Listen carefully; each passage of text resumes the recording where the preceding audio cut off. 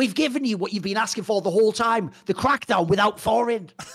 What more can you want? It's finally You've been asking for 5 years or whatever, 3 years, whatever it is. Yeah, whatever. You should be loving it. Except now Reddit hates Dom, so. Oh, but there you go. You can't have a win, can you? Exactly. It's like the moment I left, Dom just became the new Thorin, and now they're done with him too. But you see, Thorin, what if we could have a crackdown without Dom or Thorin? That's the next question. We'll call it Hotline League. And also the reason that show as a little bit behind the scenes works, if people don't know, is because I actually think Dom is now at the point where he can do that show on his own. If people don't know, when he first started that show with me, he'd never done like long form podcasts, and so he didn't understand hosting. If you ever watch the original Crackdown, I'm actually half the time almost giving Dom an example of how to interview people and how to keep the conversation going, to keep it interesting, and then pass it between. You can see him level up as the years go on. But also, the other thing a lot of people don't know about the Crackdown is, you know, the Crackdown had basically the best guest list of all time, Monty. Like, at their prime, we used to just get any G2 member we wanted. Spoiler, I was the one booking that show. That's one of my skills in esports. So I also think the difference is, back then, Dom was famous, but he didn't have everyone added. He didn't have everyone. He hadn't appeared on shows with everyone. Once you've done it, once you've got the network that I have, it's like having the Rolodex in that. Yeah, it's like being the Mad Men guy who has the phone number of everyone. Well, now Dom has it, so now we can get anyone he wants. So at this point, he doesn't actually need me. It's all good. And I thought it was great. I watched the first episode. I enjoyed it. And also, I enjoyed Dom's rant on the state of LEC because. Holy shit, that was guys. Unironically, that was actually just that moment was like Dom's, like, you know, the classic film Network, Monty, from like 1976 or whatever it is, where the guy just like, I'm sick as hell, and I'm not going to take it. That was like his version, but it was really good. It was really good though, wasn't it? Like, it was so earnest, and by the way, on point as well. He was absolutely spitting, as the kids say there. He was fucking killing it. Well, it's actually a really good speech. And I'm sure you guys have been waiting for this because, like, obviously it was a dumpster fire. And part of this, look, I hear you guys, there's a lot of negative sentiment around the LEC format. And I want to say, I still like the LEC format. What I don't like about the LEC format is that we have summer playoffs into season finals, which makes summer playoffs feel really shit. As for having the 3 splits, I don't think the 3 splits is a problem. Remember, no one complained about 3 tournaments of OGN back in the day. It was just fucking awesome. Like, the number of splits is not the issue. The problem is that the product of LEC has been degraded to the point that it is no longer hype. And it seems like, and it feels like the teams don't even care, Thorin, because you get these kind of like slumps in performance from teams that are basically like already qualified to the season finals, and that's what they care about most. I mean, by winning, like, G2 technically did qualify for Worlds, but it's the last seed in Europe. So you know they're just going to keep trying anyway. It just feels like LEC should have had no summer playoffs, the summer regular season then seeds into the season finals, and then we just have that, which is going to end in a stadium in Germany, in Munich. And that would actually feel good. But instead, we get this like kind of abomination where we get an absolutely what feels like pointless and hypeless playoffs in the studios in Berlin. Well, they did actually play as if it was pointless and hypeless and had no meaning whatsoever. That's what I'm saying. Through the motion. But I mean, like, as a professional player, you can't just delude yourself into thinking, oh, this is the most important match of my career, so I'm definitely going to play like it, right? The psychology definitely of what you're expecting and what the stakes are does actually play, go into your performance. For sure. By the way, I think you even find that the most with veterans. Like, if you notice, the mega OG veterans, they can't get up for every random round 1 playoff match in spring, if you know what I mean, Monty. But if you put them into a gauntlet or something to go to Worlds, they'll be fucking dialed in. No, you can see it. I agree. So it just felt like none of the teams in playoffs were really like turned on and wanted to be here, except for maybe Carmine Corp, but that's because they were actually fighting for something, right? They were actually fighting to potentially get into season finals. And frankly, it's a bummer that they didn't, because they're a better team now than a couple of the teams that are actually in the season finals. The Mad Lions, all of those teams. Giant X, So it is rather a depressing state of affairs. And then I think the shit cherry on top of the shit sundae was this really. So, I mean, there are a couple things. First off, swapping the schedule because of Valorant so that they played a winner's bracket final on a Tuesday felt fucking horrible. And then they swap the schedule so you don't even know when to watch things, and then they immediately start up again on Friday. And so it felt like really anticlimactic because they were fucking with the actual schedule of the league and your watch times as they were going into some very important playoff matches. And then the playoff matches itself were boring and horrible. And the quality of the matches was just fucking dumpster tier. But it was legitimately embarrassing, like both for G2 and Fnatic, obviously, especially for Fnatic, but let's not pretend that G2 was fucking amazing. I mean, they didn't deserve to win any games in this series. Like, it was a 3-0, but it should have been a 3-0 for Fnatic, which is hilarious. But this was probably one of the most disappointing and like depressing fucking tier 1 region finals I have ever seen. It was awful. My joke. This was the LEC playoffs directed by Ryan Johnson. So here's why. Because everything was about subverting your expectations. But as Richard has pointed out, you could subvert someone's expectations and make it really good. The way they subvert it is, you think this is going to be awesome. It's going to be shit. So what he did is, he ruined every part. Think about the storylines I'm going to now destroy by what happened in those games. So as you said, Monty, there was actually, going into the battle for the top 4, there was only one team had a reason to be insanely motivated, and it was Karmine Corp, because if they won that match against BDS, they made it to the season finals, and they got all the way to game 5. And by the way, if you saw how they were actually playing way better than you'd expect. Like, they had leveled up for it's literally everything we've always wanted with formats like gauntlets and things where you take the team that's hot in summer. This would be exactly the team you would want in those season finals to maybe battle for that like an outside chance at the last spot for Worlds. Instead, they got to game 5, right where you're excited, and then they lost, so it didn't matter, and they now will not be in those finals, but you still have to watch Mad Lions play. Then after that, it's like, okay, well, fair enough, we've got BDS, Monty. As long as BDS plays great, maybe God. BDS can actually be in the final. You know what? We can have a final without G2. Well, you know what? If you want to see throws, people forget. You have to wait before the Fnatic one. Go to the BDS one.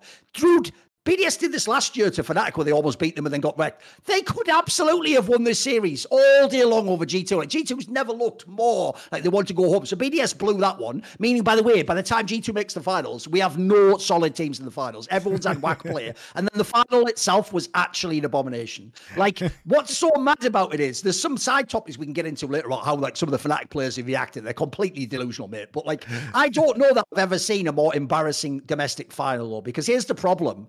If this was that Fnatic played insane and got leads, but then G2 played like the greatest league ever and clawed back into the game, yes, we would actually be saying this is the best finals ever. It wasn't. What happened is Fnatic got leads, utterly pissed them away in like an almost match-fixing level of incompetence. Yes. And then G2 themselves tripped over their own feet and like accidentally shot the wrong person, but that turned out to be a Fnatic. You know what I mean? It was literally a cavalcade of errors, this final. Like, it was actually one of the most low-quality finals I've ever seen, bro. It was really If there was an announcement tomorrow that said that all of Fnatic's players were suspended indefinitely for match fixing, like VCS style, yeah, sure. VCS style, exactly, I would fucking believe you, because it's almost impossible that you could play this badly if you had made it to a tier 1 region final in League of Legends. Like, this was so embarrassing from everybody involved. You know, I just want these players to think about the privilege in their lives. Literally thousands of generations it's taken to produce these young men. They have the absolute luxury of, unlike literally every single ancestor they've ever had, trying to claw a living out of the earth up against the elements. Their grandfathers or great-grandfathers were fighting for their homes in World War II. These guys have the absolute privilege to play a fucking video game for a living, and they can't even fucking put in a tiny bit, a one atom of extra effort to not play like complete dog shit. Like, if you actually think about it, it is outrageous.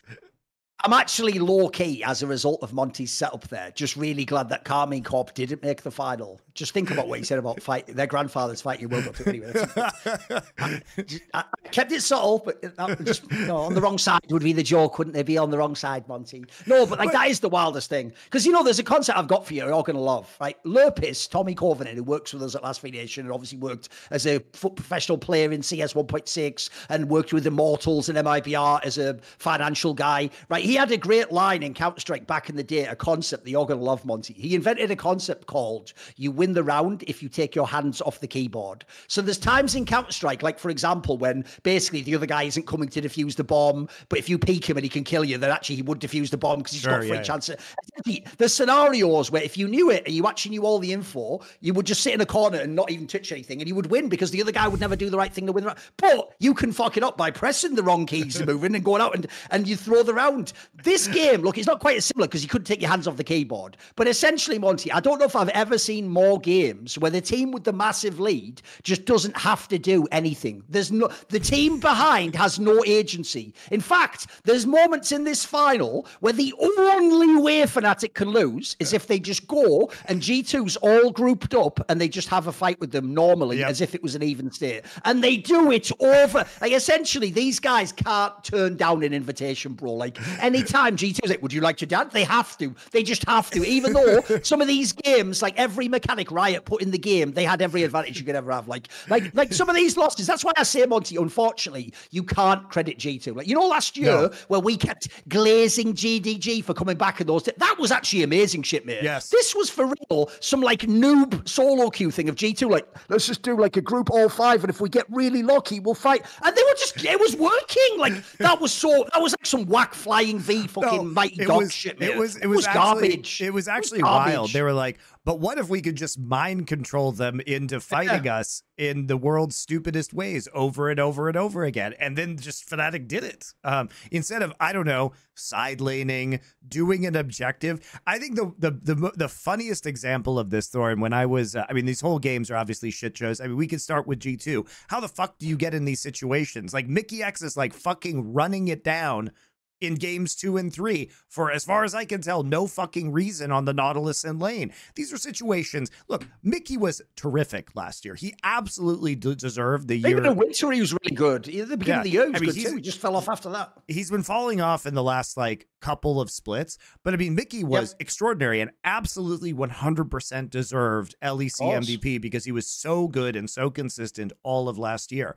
But this is a shameful performance from him. Like, he shouldn't be putting his team in these kind of situations in the early game. And it's not because of him that they came back really either. Kind of was, I guess, in the Poppy game. Like, he actually did have some really good ults in that game, so credit to him. Like, it did pick up, I think, as the game went on. But I mean, if you look at game 2, Fnatic, what the fuck are you doing, man? So if you guys haven't seen it, you can go back and you can watch the best of 3 where BNK FearX actually beats T1 from a couple of weeks ago. One of the things that happens in that game is right after 20 minutes, Faker TP's bot on Tristana and BNK FearX is running a Zyra, and they just run to Baron. And because Zyra can almost solo Baron at 20 minutes by putting down a bunch of plants and using her ult, you see them take the Baron. Fnatic in this game has Zyra and one of the fucking fettest Ezreals in the early game I've ever seen. Now, let me explain, guys. Ezreal is fucking broken right now, so to get this fed on him is outrageous. If you are at 22 minutes into this game, Fnatic can absolutely two-man this Baron with Ezreal and Zyra. Do they push out side lanes and create pressure and like threaten this Baron? No, they literally just fart around doing nothing until they charge up mid lane and lose the game. It is pathetic that they are trying to do some of these things. They have no objective control. They're ignoring Dragon Soul opportunities. Like, it looked like they had no idea how to take an objective in these games, even when they were just handed them on a silver platter. And this isn't theoretical stuff. This is stuff we have seen teams doing in this meta that they should be, as professional players, aware of. I am pretty sure that they watched that series that T1 lost to FearX. I'm pretty sure they watched that because it was a notable upset. They're probably like, how did T1 lose? The Zyra shit's ridiculous. Teams all over the world are doing 20-minute Barons. You cannot leave Baron alone with the Zyra on the enemy team. If you have Zyra, you should be constantly pressuring that Baron. It's outrageous. Like, even the individual misplays. Even the individual misplays in this series are crazy, right? They're like, I mean, it's one of the think's mental, mate, is let me just give you a contrast that shows you how utterly fucked in the head fans are. Right, Monty, this might blow your mind. You might have seen me whine about it on Twitter, so you're probably aware of this now. But believe it or not, Karmine Corp's entire globe, this split, is one because they changed the roster fundamentally, yes, and the top side of the map knows exactly what they're doing. But the other thing is, the main carry of the team actually is upset, unironically. Understandably, he can be on the Zeri and the Kaiser and all these champions where he can reposition himself and he doesn't have to trust other people and just have to worry about Targamas in lane, etc. Right? He has basically been smurfing, and for real, he's actually one of the best ADCs again, mate. Like, if you give him a couple of kills and a champion, he carries the game. Bro, everyone who watched that series against fucking BDS was flaming upset and going, see, he couldn't even carry. Bro, if he had the leads, Noah would. He'd be an LEC champion right now. Yeah. Like, Noah had the most egregious leads on the most broken ADC champions, and he was just fucking doing nothing. But he was just throwing these games. Like, it's actually insane. I've never seen someone just get caught, popped, killed, do no damage, do no auto attack, just step backwards. Oh, what was that? Bro, like, the reason it's so egregious is I've talked about this on past Summoning Insight episodes. He was the one who earlier this year around spring had the gall to call fans out and say fans were stupid and called him a one trick and said he was the reason Fnatic was failing and that he would prove them wrong and win and show that, well, you know what, you didn't.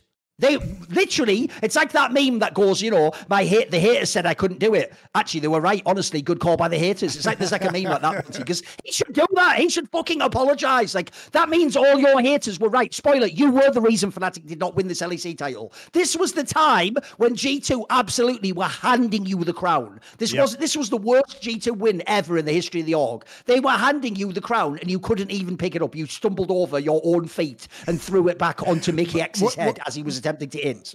Like, what's crazy about this too was that it was a 3-0 Thorin. Like, it's not even ridiculous. Like, it was a 5-game Clown Fiesta. It was literally 3 throws consecutively, because you have a feeling if Fnatic could have won one of these games, they probably could have just won the whole series eventually if they had just stopped throwing at any point in time, because they looked pretty convincingly better for a lot of the stages of the game. Weren't the stats something like that? The leads were like 8 to 9K fucking lead. Like, by the way, if people don't know, in the modern day, that's like an insurmountable gold lead. You don't win against that. It's even funnier. It's not that it was just like an 8 or 9K gold lead. It was an 8 or 9K gold lead, and then G2 won in sub 30 minutes. This isn't like G2 dragged it out until 50 minutes. No, exactly. How the fuck does that happen? Yep. And the answer is, like, Noah was playing much too aggressively on the Ezreal. He was E-ing forward. He was getting split off from his team. He was getting picked off, and he was losing the game.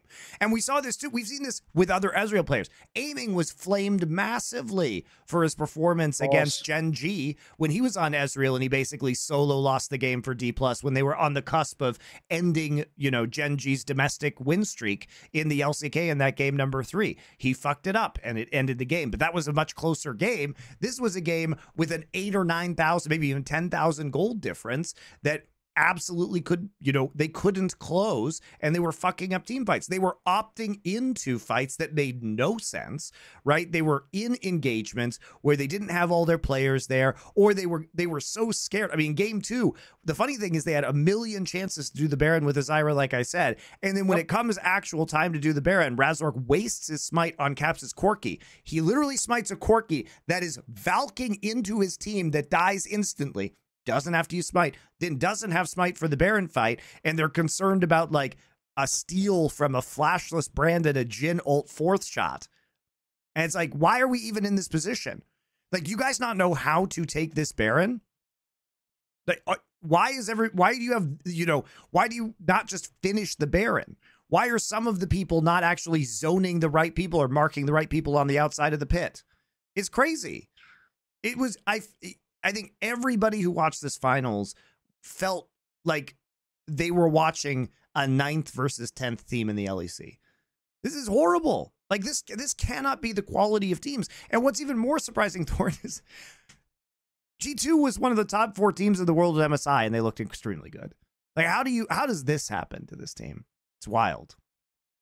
By the way, this is also why, though, you want more tournaments like EWC and now, imagine if everyone got to ride that narrative from MSI to Worlds and we just the whole time we're like, maybe they can beat all the top, like, this team wouldn't, they barely beat Fnatic.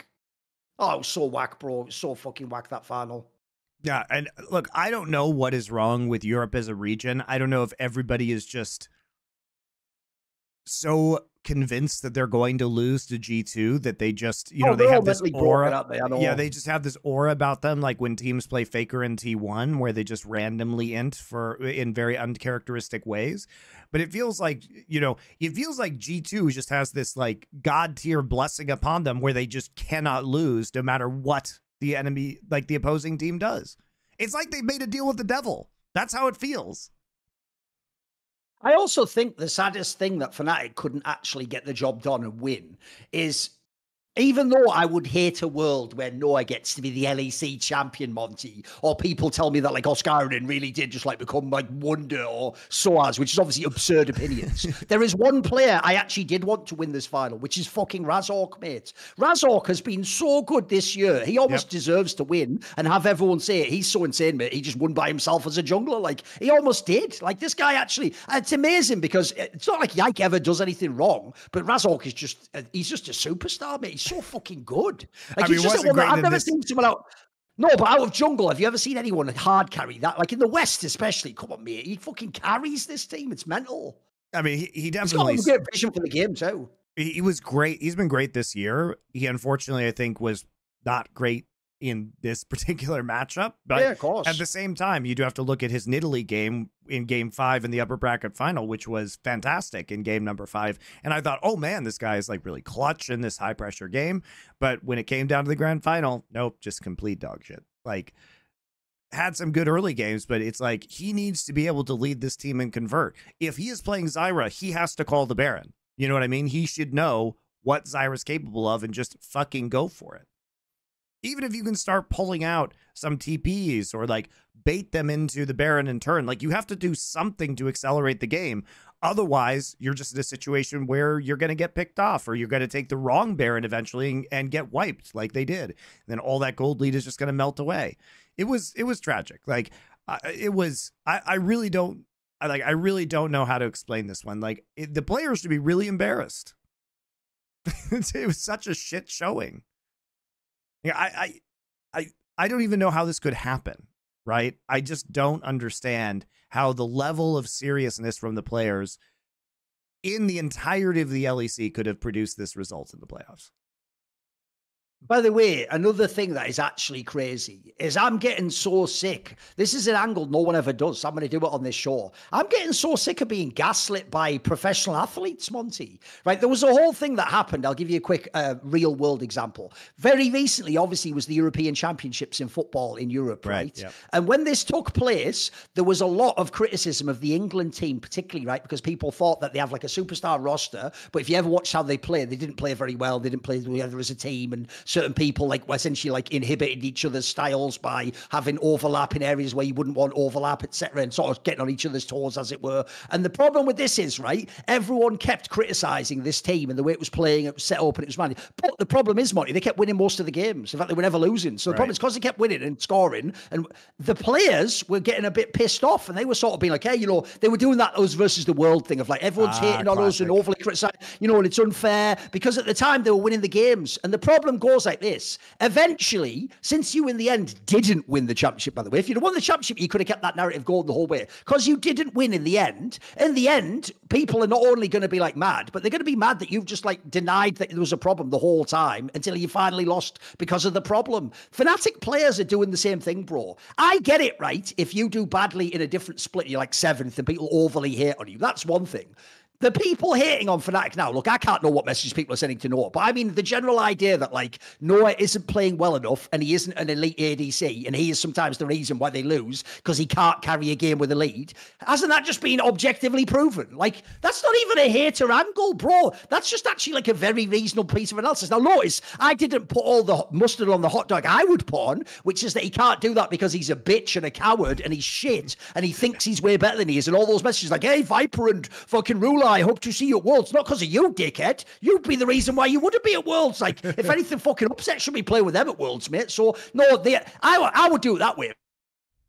like, no, you are underwhelming and you are costing Fnatic. That's just a fucking legit take. That's not hate. There's nothing mean about that. By the way, here's why it's also not mean, Monty. Do you know the reason why it's not hate, even though people might, again, have gone too far individually with their sentiment about the England players? Bro, you are representing England, like one of the biggest countries in the world in that sport, who invented the sport, and you have the expectation to be the champion. It's not good enough to like, yeah, but I did well. No, bro, you are in the best position. So similarly, if you play for Fnatic, look, I'm not saying Fnatic is G2, but after G2, Fnatic is always going to be one of the one or two names who should have the lineup that can contest G2. That is always going to attract the big name talents, etc. Bro, you're playing for Fnatic. Like, if Noah wants no pressure, Monty, and he wants no one to flame him, go play for SK Gaming.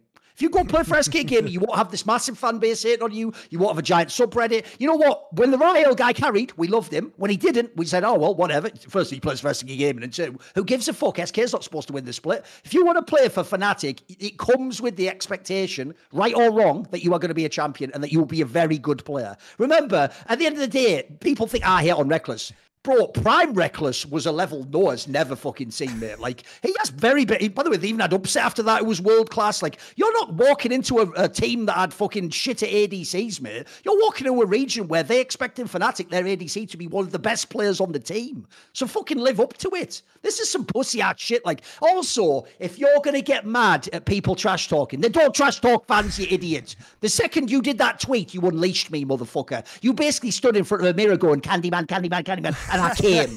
I answered the call. I didn't make you do that, did I? I didn't make you do that. But some of my references are from 1980s, for fuck's sake. I love it. Even I was a boy when that movie came out. To be fair, it's early 90s, I think. But anyway, all good. Candyman. Look, I think they also remade it recently, so maybe some other people. Oh, fair enough. Oh, it's 1992 apparently, so fair enough. I was 9 when it came out. So good. Good luck getting that reference, kids. It's a good reference though. One thing I will say though is, like, if we look at the org history of Fnatic, I mean, they literally, Thorin, have nenever won an LEC title. No, they won the last ever EU LCS title. That's why I always meme on the Monty that they've never won the LEC, because it's technically, but in the Chris Greeley world, it is technically true by the letter of the law.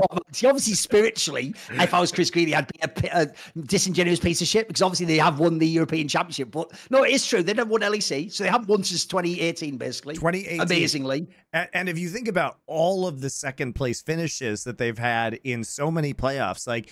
Yep. It almost feels as though, and also the last finals they won was a lot of good players as well, bro. Think about how many they've had. They were like all-star teams worth of talent that come through the door since then. Yeah, well, of course. You know what's funny is, like, that was the last season that they actually had caps as well, and it feels almost like the the Babe Ruth curse of the Red Sox, where they got rid of Babe Ruth and then just like could never win a title ever again.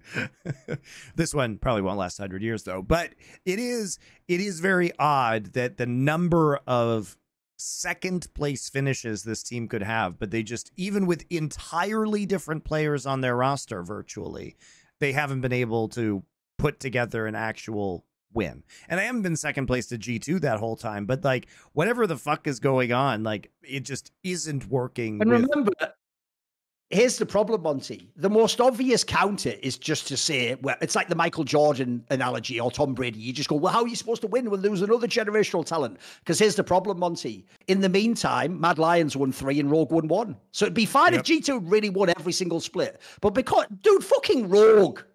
Like, if you want to talk shit, if you're a Fnatic fan, just think of the word Rogue and you already are justified in being mad that you've never won a split in the LEC. I mean, Mad Lions is crazy too, right? Because it's not like they have the pedigree or the money that Fnatic is supposed to have. And the best part about the Mad Lions one is the one last year in Spring, Monty. Because if you watch that Kazi interview I did, in winter, they didn't win a single scrim. And then they won the next split over G2. So... if you're Fnatic, how can you ever win? You know what I mean? Like, way better than that, surely. So, I agree. I think it's bad. I think it's a bad state of affairs for everyone. Well, and also, notice how what you've actually done is the opposite of what you wanted. What you actually wanted is so obvious, Monty. This is how the script should have gone. What you wanted was Fnatic to win again. So you ready, Monty? Now they've beaten G2 twice in 2 BO5s and they've won a split. But then we have the season finals coming right up, so the chance for the rematch immediately. We have all the hype. You set the instead G2 won just a whack one, and now they'll probably just win the season finals more convincingly. And then there never was a hype the whole fucking time. And like I said, there's no Academy Corps. If you go and look and say, it's also, by the way, you couldn't have had a worse time. That BDS looked like absolute shit during this entire playoffs too. They looked even way worse. Like all the top teams are in the worst shape ever in Europe. Like I'm actually probably going to write a piece for Substack soon. And it's just going to be like, this is the worst split of LEC ever. Like it's never been at a lower point. If you think of like in history, how good the best European team used to for real be a dark horse for Worlds. Like right now, unless G2 can somehow recreate whatever they were doing at MSI, right now G2 would just be like, they would make the playoffs of Worlds and instantly lose to anyone. They're pretty convincingly not the best team in the West either, with how Team Liquid has been performing recently. So, yeah, it's a big bummer. I think. I mean, I hope they can get it back together. History shows that this iteration of the G2 roster can, in fact, like bounce back from some of the lows that they've had. I mean, we've seen a lot of these players like have low points in their career and then come back and be dominant again. So I'm not that concerned. What I am concerned about is just the other seeds coming out of Europe. Because really, are we sending this iteration of BDS, right? Like BDS is fine in best of ones. And the thing about BDS is they have a good coaching staff and they have a good way of playing the game. But that way of playing the game is not translating in higher pressure situations with the veterans and the clutch players come online, because they don't really have any star power on this roster. They need some person to carry these games or to step up in those moments. And that person just doesn't exist on this team. Like the truth is they're like a bunch of mid players who synergize well, but like Niski in the playoffs, don't typically perform. The problem their team has is they have just like very idiosyncratic set of traditional carries. So Adam is obviously just a weird player who I always predicted this, and I think it's been borne out now, guys. He would play that way no matter what team he was on. Like when it did work to side lane, magically that wasn't because of him, guys. That was because of what the rest of the team did in response. You see now he still does it and just extends, dies, doesn't do anything useful, just doesn't fucking get anything off. Then you have Nuke. Like Nuke's not bad. I would say Nuke's like poor man's Larson, but you see when it works, it works. He definitely has a champion pool. The problem you really have is the actual best carry on paper should be Ice. He has actually a really good player, but you can tell this guy is a guy where I assume he doesn't speak too much, doesn't seem like a leader figure. He's just a guy who just sits and uses his hands. He actually seems pretty good. And then the biggest problem you've had in this team easily is if you go back to the beginning of the year, bro, Labrov used to be smurfing on this team. His level has just gone way down. And as he went down, it's only really the Ice guy for me. It's Ice and Nuke are the players that pop off for me. The others like are questionable or fragile or just sometimes fall apart. So it's actually sad in the end, because this team, if they'd have had like some real punch, they could have been the champions themselves. Why couldn't they have won? I mean, like, I just think you're never going to win anything with Nuke as a mid laner. Like, the solo lanes are just not, they're just not the things that are going to put you over the top, right? Sure. Like, sure, Nuke has been suffering in this meta, but he doesn't have fucking main character energy. He's not one of, I don't think so, no. He's not inheriting the mantle of like great LEC mid laners. There were even mid laners at LEC historically, like Febivin, who had a very, they shone very brightly, but for a very brief period of time. He's never even had that peak. Like, what the fuck is this guy's ceiling? Like, his floor and his ceiling feel like they're like an inch apart, and that's all you're ever going to get with him. I also think as well, I agree with you. I even get the sense he himself doesn't even believe it. Like, he can say what he likes on Twitter, bro. First of all, I've heard some of that's not even true. Like, he does get hurt by people trash talking and blah, blah, blah. But I also think, put it this way, the thing I despise about Humanoid, I actually wish Nuke had. At least Humanoid thinks he is him, bro. He does think he's Expect here. He thinks he's the man, and he can just rock up and do whatever he wants and beat anyone, and he's actually better than this region, and he only should be playing against Faker and Zhao and Scout and fucking Knight. And like, at least he has that fucking swagger, bro. Nuke doesn't have any of that. He has no swagger whatsoever, does he? Like, bro, here's the joke. If Humanoid thinks he's Batman, Nuke thinks he's fucking Alfred. Like, what do you want? What do you want? Well, also Sheo is like, I mean, who is supposed to be the star of the team, right? Like, we're just back. I mean, we basically are retrying the same experiment that we did with Crown Shot with Ice, which is like bro, you know what? Everything goes in the Crown Shot bucket. It's rare I'll ever give credit to Twitch chat, but I'll give them this one time. I happened to see it. The guy said that that nuke is EU poor belter. That's good. That's good. That is good. That is good.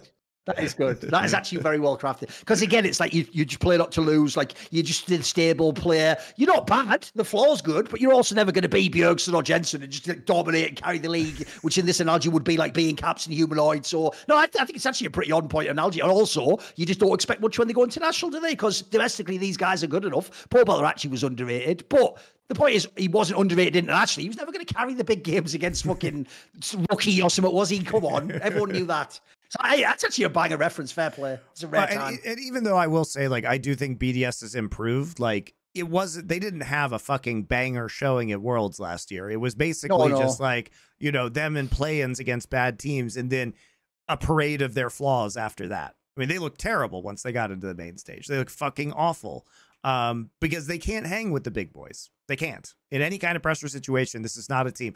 Like, can you imagine an upset happening? Like, seriously, guys, can you imagine? Tell me what a T1 losing to BDS match looks like. It's actually inconceivable, right? Like, we almost saw that. We almost saw that at MSI with G2, right? There were some really close games there, but you literally cannot picture in your mind BDS beating a good Asian team. Like, that's just actually outside of the realm of possibility. You can't concoct the scenario where that would be true. Not in a best of 3 or a best of 5. Like, you could say, oh, best of 1. Here comes Adam's wacky champion pool. Here's Adam's Olaf, and it's winning a game. Like, sure, I give you that one. But over the course of a best of 5, no way. No way. So I think that's the issue. It's really just a talent issue with BDS, and like, sure, they're happy. I'm sure they're not spending a lot of money on this to get the results that they're getting, and that's fabulous for them. They're like, if you were to look at the team's budgets versus their performance, I'm sure BDS is min-maxing. Like, I'm sure BDS and SK are doing great right now. So remember, dude, they've only made one roster move in like 2 years. Just crowd shot. That's it. Crowd shot for Ice. So, by the way, Ice must have been cheap. He's a nobody. So no, I get that. They're probably killing it. I imagine their salaries are very reasonable. Yeah. So the results, you're right. The results are insane for what they're spending. Yeah. They're overperforming like a mother. The problem is we want them to actually be a top 3 team and fucking show what the West can do, which it seems unlikely it's going to happen, sadly.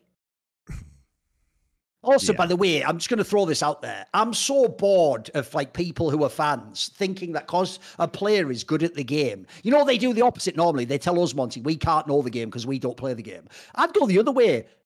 Have you ever actually listened to fucking pro players talk? They're the biggest bozos of all time. Like, bro, there's 2 things. One, there's an interview you have to see on like Sheep Esports that was done with Humanoid after the final. This motherfucker doesn't even live in the same reality as us, mate. Like, he's just talking. Like, he's not like insanely like, oh, we're shit. What the hell happened? He's just sort of like, I can't believe we lost with those leads. It's like, yeah, go on,